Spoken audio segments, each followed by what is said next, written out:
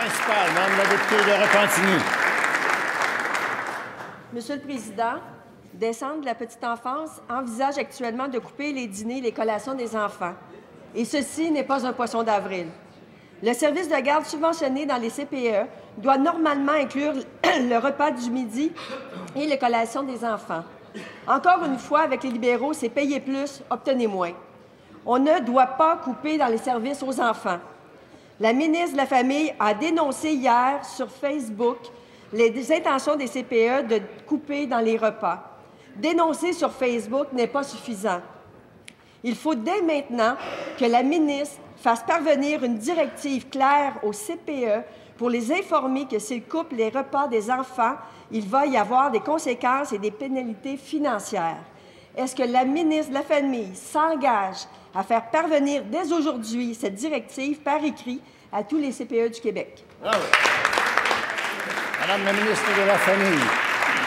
Merci, Monsieur le Président. Il est tout à fait irresponsable de dire qu'on va couper dans la nourriture des enfants. On finance à tous les jours les services pour la nourriture, les gens qui y sont, pour le bâtiment, pour l'ensemble de la structure. Donc, de sortir et d'annoncer qu'on va couper dans la nourriture des enfants, c'est inacceptable. Et je n'ai pas à sortir une directive, elle est déjà là. Et si ma collègue lâchait mon Facebook et regardait les nouvelles, elle aurait vu la sortie que j'ai faite ce matin pour dire qu'effectivement, c'est inacceptable et en aucun moment nous allons accepter qu'une organisation coupe dans la nourriture des enfants. Bravo. Première complémentaire, Mme la députée de Repentigny. Monsieur le Président, les CPE affirment dans les journaux que la ministre de la Famille a déposé 4 scénarios de coupe dans les garderies qu'ils avaient 3 jours pour choisir. En toute transparence devant l'Assemblée nationale, pour les parents et les parlementaires, est-ce que la ministre peut rendre public ces 4 scénarios de coupure dans les CPE? Oh. Madame la ministre de la Famille. Monsieur le Président, vendredi passé, j'ai rencontré mes partenaires du réseau pour leur demander de mettre l'épaule à la roue, de faire un effort avec nous et de partager ce regard qu'on portait sur le réseau. Maintenant, nous avons mis sur la table, pour discussion avec eux, 4 aspects qu'ils pouvaient regarder en leur disant ceci. Vous pouvez nous soumettre des idées. Vous avez du temps. Vous avez le privilège de nous soumettre puisqu'on est des partenaires et on attend des suggestions. Je n'ai pas ici à remettre à ma collègue un niveau de discussion qui se passait en réunion avec l'ensemble des partenaires du réseau. Deuxième complémentaire, Mme la députée de Repentigny.